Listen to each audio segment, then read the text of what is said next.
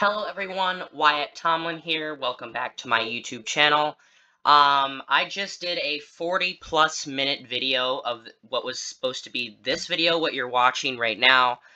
And the whole thing got corrupted, I guess, so when I went to refresh my computer, the whole thing was deleted except for 7 minutes of it. 7 minutes remained, and I clicked the end button, so I know for a fact that it was supposed to record all 40 some minutes of the video.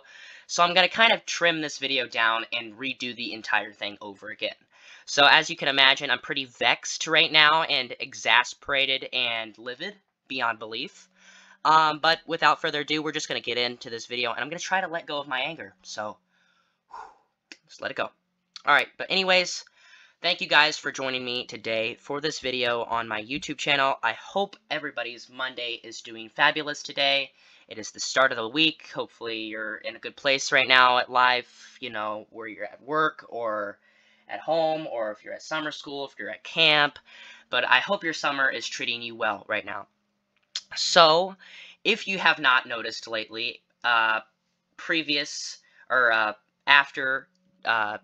Kamala Harris has been rose as the Democratic presumptive nominee, and President Joe Biden dropped out last Sunday, it has been pretty translucent that she is performing significantly better and acutely better than what she had been anticipated to or thought of by Trump supporters. Trump supporters were saying that it was going to be so easy to beat her and easier to beat her than it was to beat Biden, and she'd be a easier matchup in this case. But conversely, we have seen almost the exact opposite happening. Kamala Harris has really brought enthusiasm to this race now.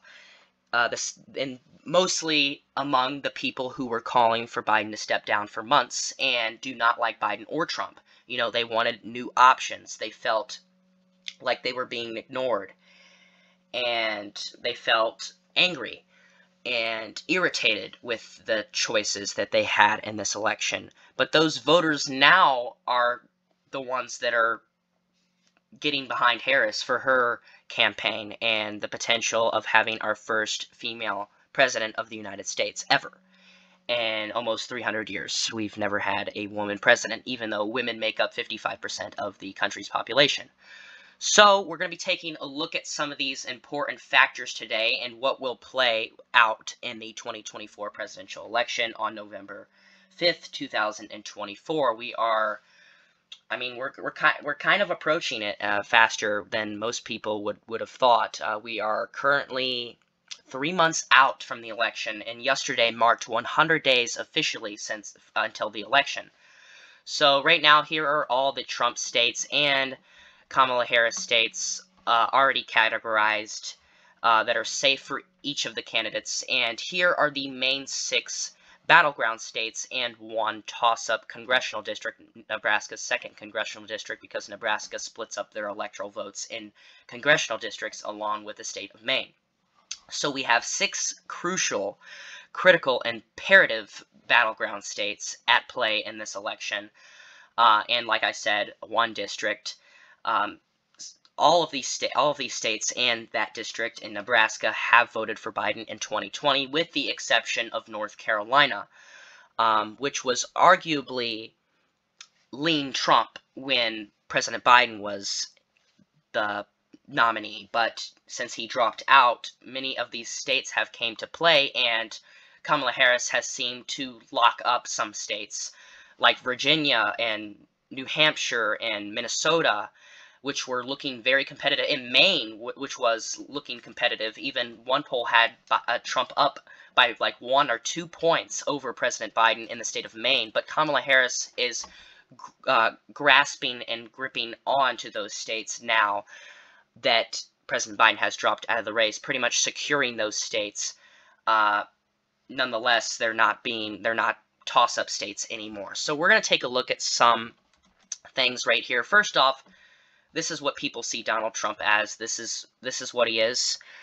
Trump has virtually no virtuous qualities to him at all. People are sick of him. He's 78 years old. He's the old candidate in the race now, and the other old candidate, Biden, dropped out like voters requested him to do, and implored him to do constantly. He finally did it because Biden put his country over himself and over his intentions to go through with this presidential campaign, even though that's what his motive was, to win re-election. That was his goal. He wanted to run for re-election, which is why he did and why he stayed in the race for so long. But he put the people over himself, and that's Biden for you. He's always been like that. And frankly, he's an American patriot. But Donald Trump is not doing that, despite calls for him to do that by his party, by swing voters, by independent voters, by women voters, by voters who are just sick of the old people, I guess. But this is what people see him as. He is the old candidate now. He is the senile candidate now. And he is also a bully. He's a bully. He just called Kamala Harris a bum the other day, which it's abhorrent. It's abhorrent. It's grotesque and appalling. So real quick, I want to look up the definition of bum. So basically, a bum means a vagrant.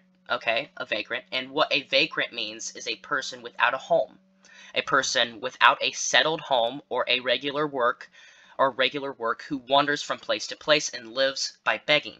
This is a comment that he made at one of his rallies. There was something else that he said that was very inhumane, like he always does, and vile and just disturbing. I forget what it was, but if you guys can do your research, then you guys might see it.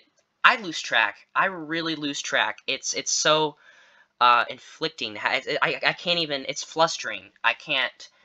I cannot express it. How much I've lost track of Donald Trump, because I don't sit there and I'm not over top of him. I don't observe him like some people do and keep track of everything that he does, because frankly I don't care about Donald Trump, and he's not worth my time to do that in particular. But I've lost track of the negative, completely offensive and mean-hearted things that he has said at his rallies, at his speeches, at political events. You know, he's just, and this just comes after him almost getting shot. I mean, really, he almost got shot, and then now he's gonna do this again. He's gonna act like the same person he's been for his entire life. And I believe that shot was a warning sign from God. I really do. God was giving him a warning. I think it wasn't, oh, he saved him or anything. He was giving him a warning. That was a clear reverberation to Donald Trump from God, I believe, because I've been getting closer to God, and I really do. I think that's Donald Trump's last and final warning to change his act and change who he is as a person. But anyways, that is not the point of this video. We are going to be, like I said, looking at some of these things real quick. If I can find them here. Right here. So, let's take a look at these real quick. Here is the choice for president among registered voters. The same registered voters that were gathered for this poll that was conducted in April and June. They took people from April and June and got them back now to see if anything has changed. And as you can see, things have very clearly and notably changed since then. Donald Trump and Joe Biden are on this side, and Kamala Harris versus Donald Trump are on this side. So as you can see, this voters from 18 to 34 were on Donald Trump's side by a margin of plus 7% over Joe Biden. Now that's a staggering 4%. It's a huge switch to Democrats, and this is all just from a week, because those voters who were pessimistic about Biden's candidacy are coming out in support of Vice President Harris, like I said, because they want a younger candidate. They want a diligent candidate, a person who is fast responding, who has high stamina, who is alert, very alert, and who is just she's refreshing. She is a breath of fresh air for Democrats, particularly, and black voters. Next up, black voters. Joe Biden was only ahead by 46% over Donald Trump among African Americans. That has boosted up and lurked all the way up to 63% now for Kamala Harris. And as you might think, oh, 47% is still a lot for Biden. It is not for a Democratic candidate. Democrats usually, on average, and during presidential elections, receive around 80 to 90% of the total vote among African Americans. Democratic candidates do. And Biden was losing ground in that categorization, in that particular demographic. But as you can see, Kamala Harris has kind of rebounded that at 63%. That is a huge increase in optimism and support from her. And she is the only category she is falling short in is Hispanic voters, which have heavily shifted towards the right in recent years, particularly in the 22 midterms. Donald Trump was ahead in that category by 9% over them, but Kamala Harris has managed to shrink that down to just a 2% loss, a 2% disadvantage among those group of voters, which she is still losing, but it's only by 2%. Okay, that's a 7% swing to the left. And female voters were tied between, they were torn between Biden and Harris, or excuse me, pardon, Biden or Harris and Donald Trump, and now they have switched to Harris, the Harris category, by 5%, as you can see there among female voters. And I certainly hope that female voters are not going to vote for Donald Trump.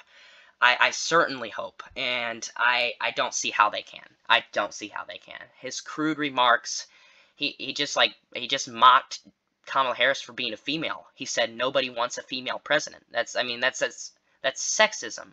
That's what it is. I mean, and the Trump voters on TikTok that I've seen, they're saying a woman can't be president, and they were putting pictures of Donald Trump up saying, "Go make me a sandwich." I mean, these people are all the same. They're degenerate people. I'm not talking about people who voted for Trump. I'm not talking about all people who voted for Trump.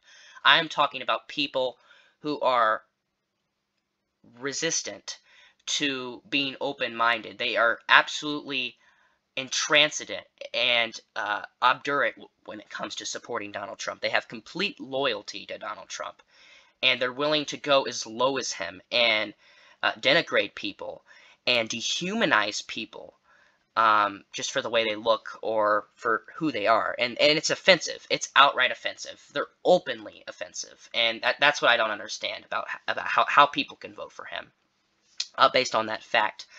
But looking at some more polls right here, among suburban women, she has also increased her support, taking that support from Biden and taking it and doubling it by a lot. Biden was up among suburban women voters by only 3%. She has now amassed a total of an enormous 12% lead over Donald Trump in this category. And same thing with among independent voters. She is still lacking by 2% below Donald Trump, but that is amazing and outstanding compared to the lead he had over Biden, a colossal 13% lead for Donald Trump here when it came to Trump versus Biden. Now that has shortened down to 2% with Trump versus Harris. And here's a Fox News favorability rating poll. Now, this isn't a poll of who you would vote for. This is a poll of who is favorable, if they are favorable or not.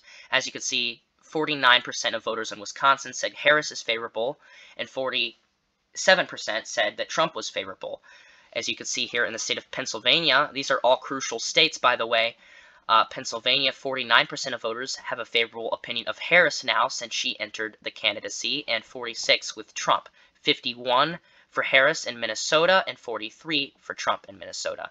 57, a huge, staggering, astounding 57% say they have a favorable opinion now of Harris, Vice President Harris in the state of Michigan, as compared to a 47 with Donald Trump. Now let's take a look at another noble and noteworthy factor in this election, which is enthusiasm with the candidates.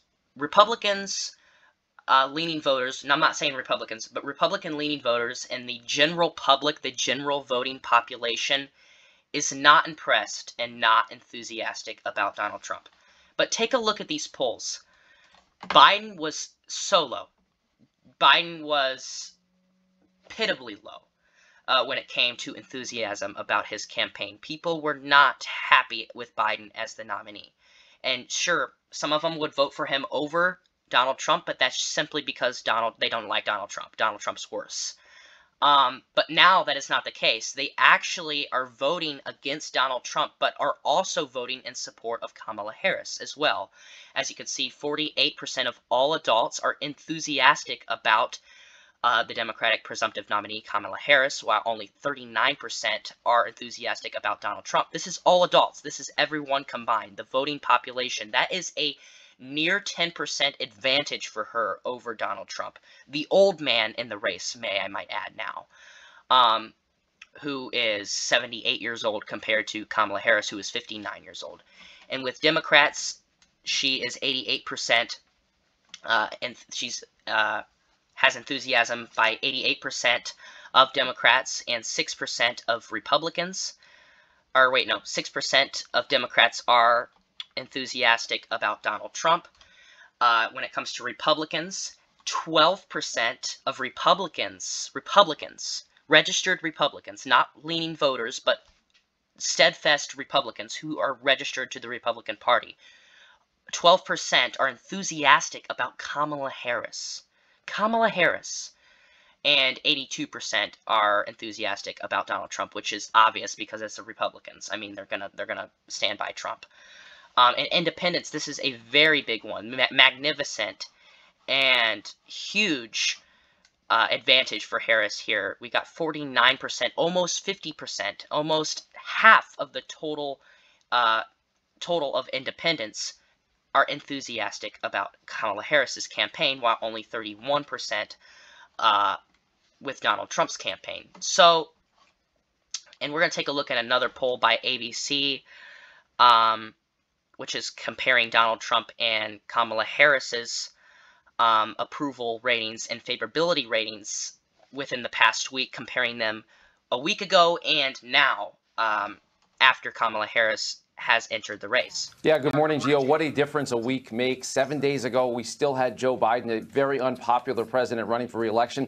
Now, in the space of just a week, Kamala Harris has turned her numbers around substantially. Her favorability rating up 8 points in the space of a week. She is now viewed more favorably than unfavorably, which is rare these days. And just among independents, we saw a 16-point swing. A week ago, 28% of independents saw her favorably. Now it's 44%. So this is clearly an early honeymoon period, but it's also clear that the presidential race has a 10-point swing. Just to pause this for a moment, this is the now of she is more favorable than she is unfavorable.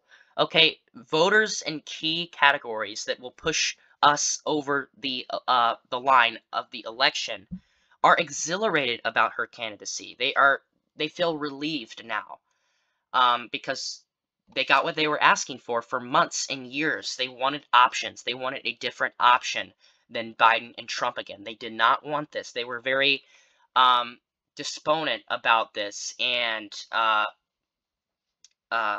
melancholy when it came to this potential Biden and Trump rematch. But now they don't have to worry about that because they got what they wanted. They got a new candidate in the race who happens to be younger.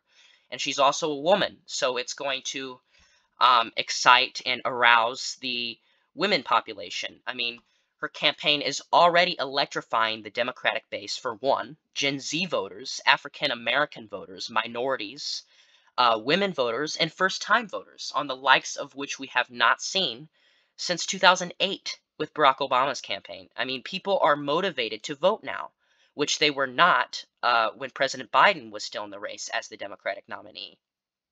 And she can exhibit her attributes. I mean, this is Donald Trump, okay? Convicted felon, arrested. He's literally banned from 37 countries because he's a convicted felon. Banned from 37 countries. He's a liar. He's a pedophile.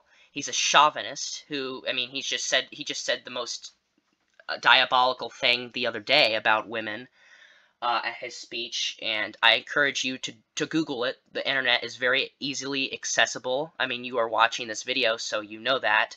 So do your research and look up news about what Donald Trump has said recently, just a couple days ago, and it's every day. It's exponential. It's an exponential thing. He does this on a regular basis. Calls people names, says insults.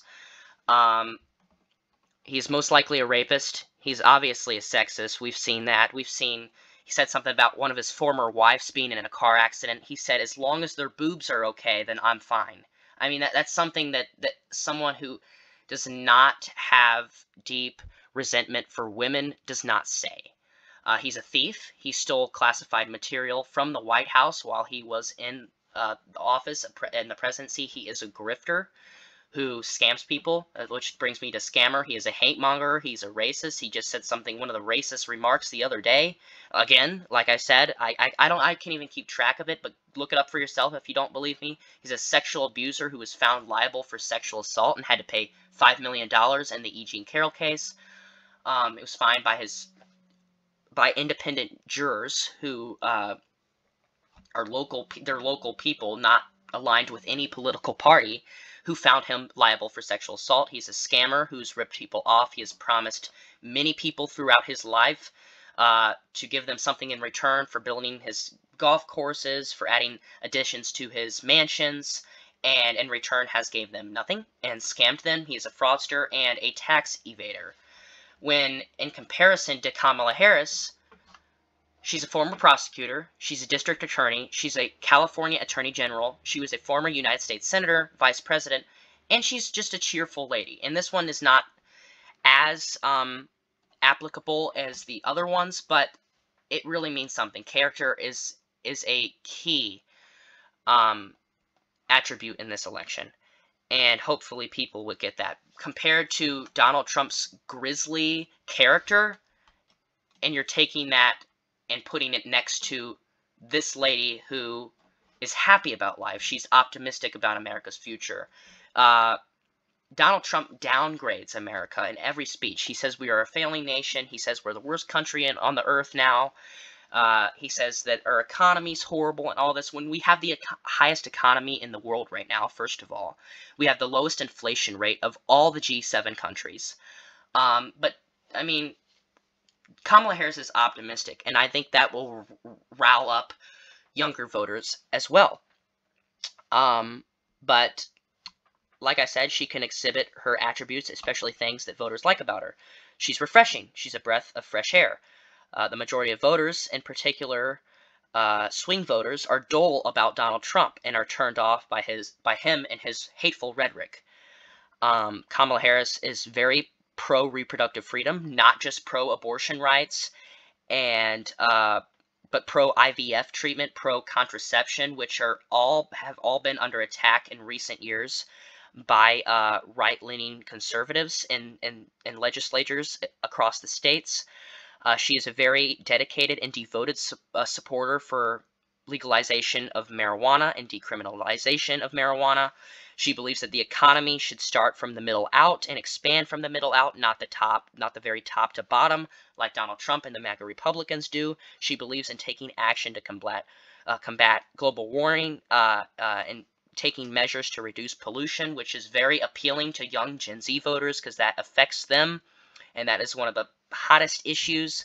Hottest issues, get it? It's hot because global warming is hot, and it's the most trendiest issue. And it's not just about social issues that she's on the side of most Americans with. It's fiscal and economic issues too.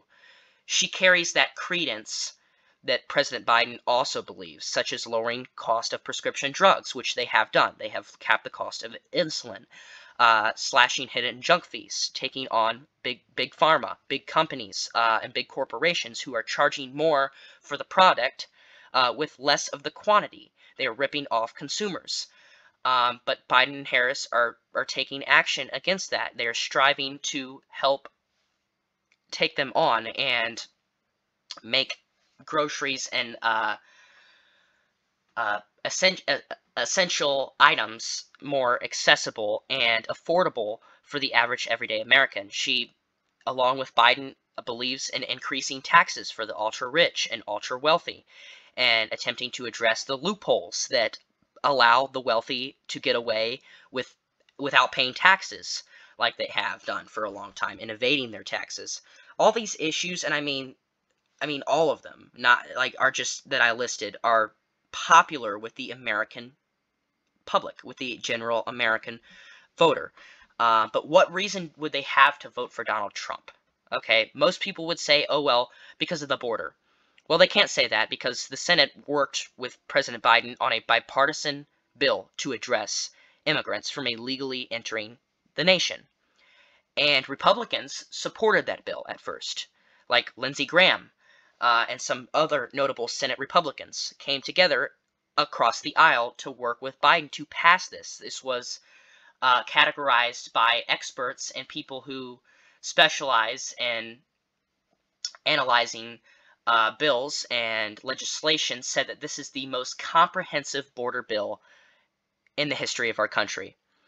But it was soon blocked because House Republicans have complete adulation towards Donald Trump, and Donald Trump told them to, quote, he privately spoke to some of them and told them to, quote, and I quote, kill the bill. He told them to kill the bill. Now, why would he want them to kill the bill? If he really cared about this issue, and he was really fervent about this issue, and he actually cared about this crisis that we're facing, why would he want them to kill it if he actually cared about it? And the reason of that is because he didn't actually care about it. He wanted a way to appeal to voters, because that way he could still have something to run on and blame Biden for. Even though, and I'm going to reiterate it again, Biden ventured to pass that border security bill that would add more Border Patrol agents, that would crack down on different open ways and loopholes that they can get in. And also, it would give necessary funding to provide high-tech, speedy devices to detect drugs, which also would reduce drugs in America, like cocaine and fentanyl and other things that have been devastating communities across the country. But there's no excuse. Trump is the sole reason that this bill did not get done. And you can look up the bill yourself. Look it up. You got Google, you got Facebook, you got Instagram, you got Safari. You can go anywhere and look up the bill. This was a very, very ambitious bill that was proposed, but got killed off by Donald Trump. Because, like I said, Republicans were going to vote for it. But they didn't, because Donald Trump told them not to as a deterrent to deter them from doing that.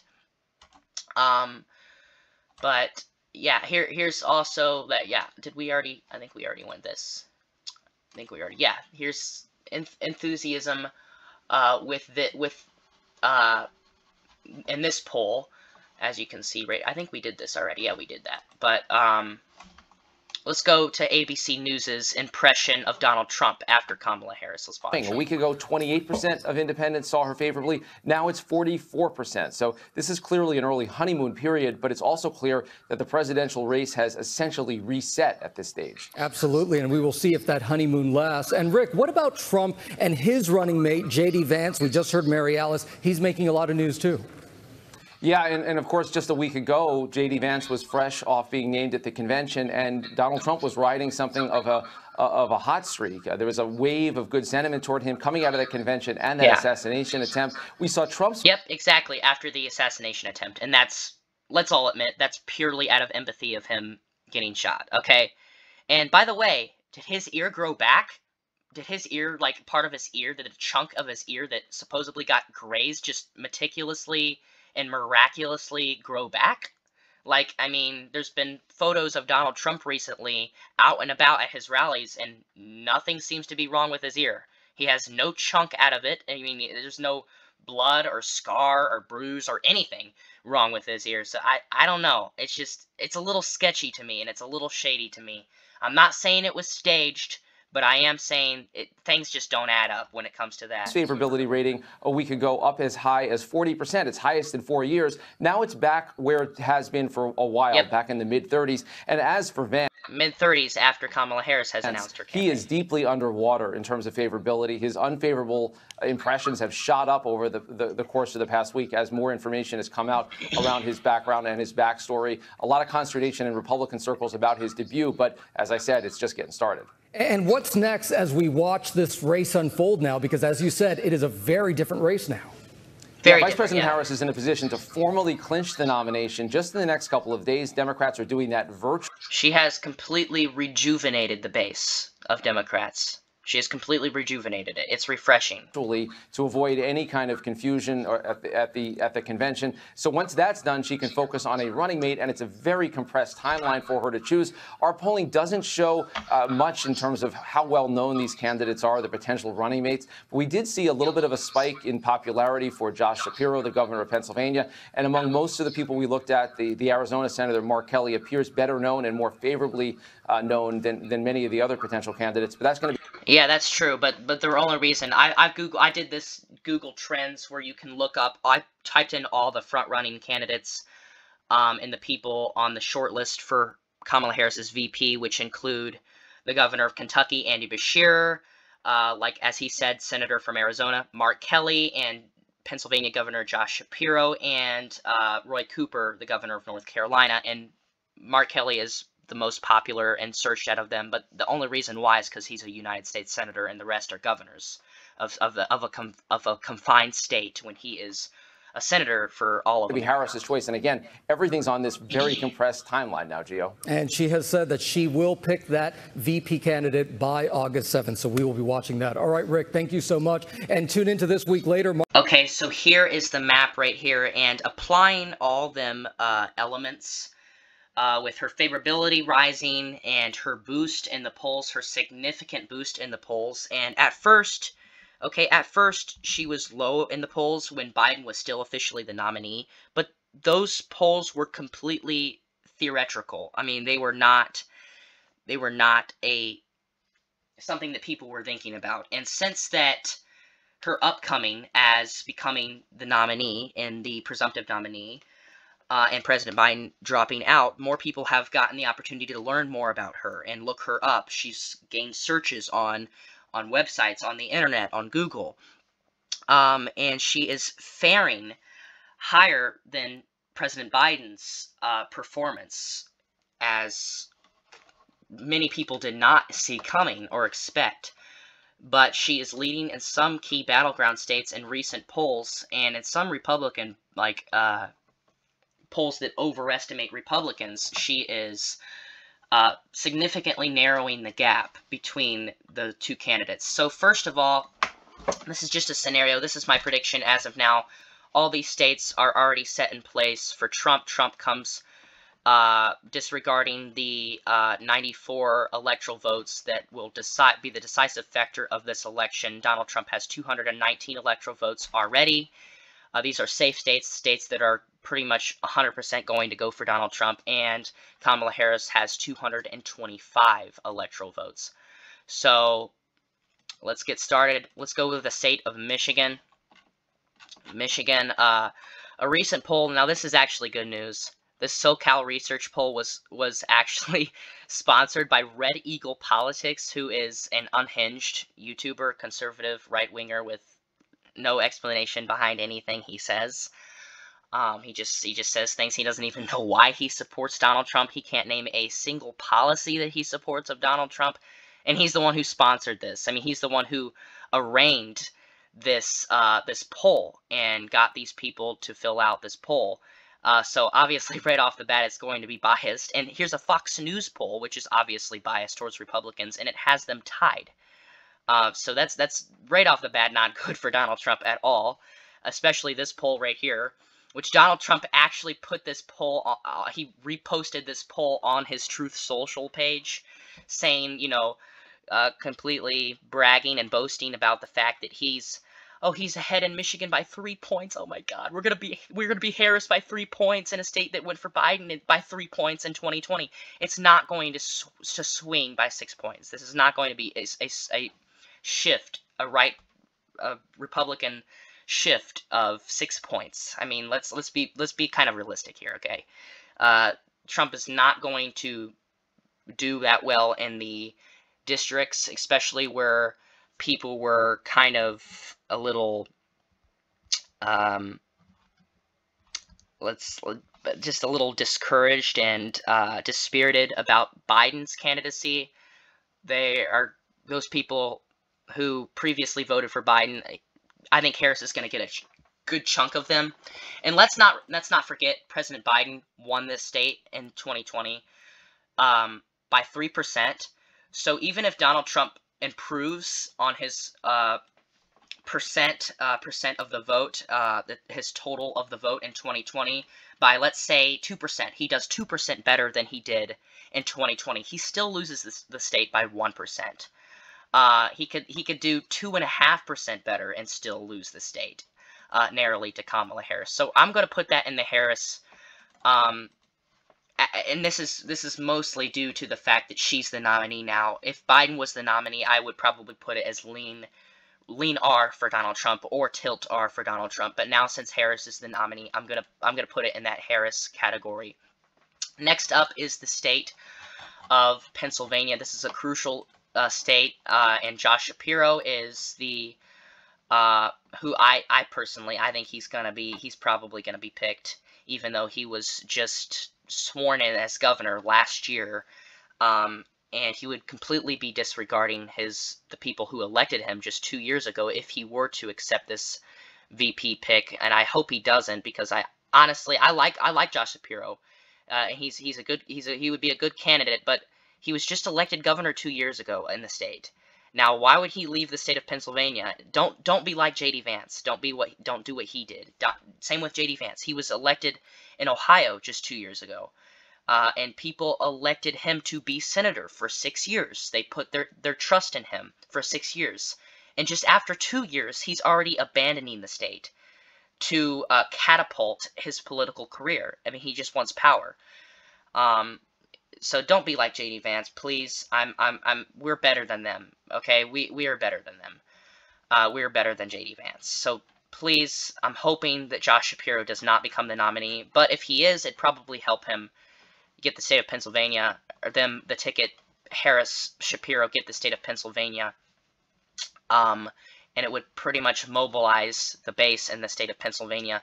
But that could potentially give the open gubernatorial seat to Republicans. So I don't think that's a good choice. I think I've said this multiple times, and I don't know if you guys understand this, but I'm going to reiterate it again. I think Roy Cooper, the governor of North Carolina, is the best pick by far of the 4 contenders to be the nominee, the people on the short list. I think he is significantly the best because he's retiring. Or not retiring, he is term limited as governor of the state of North Carolina anyways.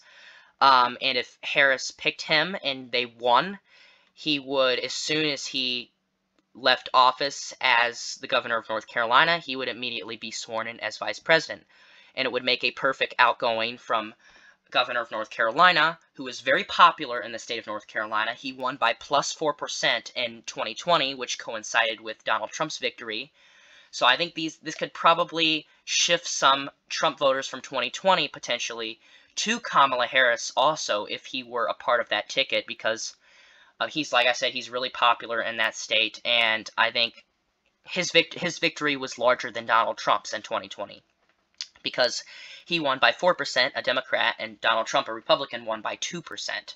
Well, not quite 2%, 1 point something. So I think there is enough room in that state for those voters to cross over and support a Harris-Cooper potential ticket. But he's also, Roy Cooper has never lost a general election either, ever. He's never lost a general election. And it's better than the other candidates too, because same thing with Arizona as Pennsylvania. Mark Kelly is relatively new in the state of Arizona also, and that could potentially leave the vacant seat for Republicans to gain, because what comes after a vacant seat? There's a special election. That could be a potential Republican flip, and that would completely deteriorate our chances of holding our Senate, and it would be pointless. It would be absolutely fruitless, and it would be an unproductive term, and Kamala Harris would get the blame for it, even though she wouldn't be able to pass anything because the Senate denied her every time. So it's just when it wouldn't add up. Kamala Harris wouldn't be able to pass anything, and pass any of the agenda that could be popular with the American people, if the Senate were to be Republican, because they'd vote against her agenda every single day, because that's how partisan politics is in this day and age, unfortunately. But back to the state of Pennsylvania, Democrats all across the ballot, up and down the ballot in 22, which was just 2 years ago, were highly underestimated. Republicans were expected to have a blowout, a bloodbath in the state of Pennsylvania, and they did not, needless to say. Josh Shapiro, the governor, like I said, previously mentioned, he was a VP contender, won the state by 15% in 22, and Senator John Fetterman won the state by 5%. Now, John Fetterman was expected to lose the state coming onto Election Day by about 2%. He was down to Republican Mehmet Oz, who was leading, but he pulled an upset and won that state. So and this is already bad when Kamala Harris, it's bad for Trump when Kamala Harris is already ahead of him as it is. So if, let's just say, Democrats get underestimated again, then Kamala Harris could potentially win the state by a likely margin. Now, at this time, that seems unlikely, but we'll never know, because Republicans were underestimated in 2020, but Democrats were highly underestimated in 22, so it could switch again. Who knows? But as of now, I'm going to say Kamala Harris has the advantage, and Trump can still cut Biden's margin in half, and Kamala Harris could still come on top by about 0.68%, 0.8%, which is a very narrow margin of victory, but it would still capture these 19 electoral votes that are crucial and pivotal for the overall outcome of this election. Next up is the state of Georgia. Let's just say Republicans win there. Again, like Pennsylvania, Raphael Warnock, the Democratic senator there, who is running for re-election as the incumbent, was highly unfavored to win re-election. Herschel Walker, his Republican rival, was expected to win, and he did not. He lost by a couple points in the special election. So if Republicans were to be overestimated again and Democrats were to be underestimated again, that could potentially be a lean margin for Harris. But that would get her right over the top just then and right there. But I'm just gonna say, as of now, I'm still gonna have it in the Trump category at this particular time, as he is still ahead in the polls. But I'm just gonna say it narrows. It's narrowly leaning for Trump at this time. Same thing we'll say with North Carolina, but like I said, this could change if Roy Cooper is officially the nominee. And to keep you updated and posted, I will do another election prediction right after Kamala Harris chooses her official final choice as her VP running mate in this election, in this presidential ticket. But I think it definitely will be a boost for Harris in this state, acutely, if Roy Cooper is her running mate. So let's say that Wisconsin goes for Donald Trump. It's 10 electoral votes, narrowly goes for Donald Trump. Let's say that Kamala Harris holds on to Nebraska's 2nd congressional district. I'm going to put it as a likely margin, honestly. I just can't see these suburban voters who rejected Donald Trump 4 years ago. they rejected him by like 6%. Biden won this district by 6%, and I can see Kamala Harris winning it by a likely margin. I'd say she might underperform Biden by about 1%, but that still would be over 5%, which is still a likely margin. So I'm gonna have that in her category right there. Now Nevada has been looking a little ominous lately when it comes to polling data. I don't think Biden's been ahead in the polls when he was the nominee over Donald Trump. I don't think he's been over Donald Trump in like a year. That's how bad he did in the polls. And same thing with Kamala Harris. I mean, the latest poll, it is a Republican sponsored poll, which means it would be biased towards Republicans, but she still is down by 10 points in the state of Nevada. So I'm going to put this as a lean Donald Trump category, the same categorization as North Carolina with its 16 and Georgia with its also its 16. Now next up with the state of Arizona, Mark Kelly is a potential VP pick, and this is a very purple state. It was a Republican state before 2020 when President Biden flipped this state blue for the first time in 20 plus years since Bill Clinton in 1996. Let's say that holds for her again, especially if Mark Kelly is the nominee. That will very much help her. And Mark Kelly was underestimated as well in the 22 midterms when he ran for re-election, much like Georgia Senator Raphael Warnock and Pennsylvania Senator John Fetterman. But as of now, this is the map right now. I think Kamala Harris, it's looking very promising for her. And I think that people, like I said, who were not energetic about the Trump and Biden rematch will show up for her. And as of now, this is my election prediction right now. And even if this doesn't work, even if Trump somehow, say he wins Arizona and gets Wisconsin, he still loses to Kamala Harris. But that, as of now, I just don't see the case. I think this is the precise prediction as of now, based on all of the favorable and auspicious things that we've seen with Kamala Harris coming from her becoming the nominee, which is very different from Biden, because Biden was not doing very good at all, and he was looking like he was on track to certainly lose. Even though there was still 3 months until the official election, people already was betting on him to lose.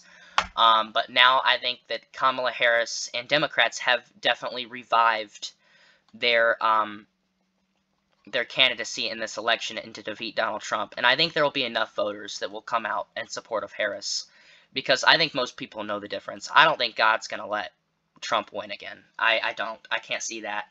In a world that I live in, I just can't see that happening.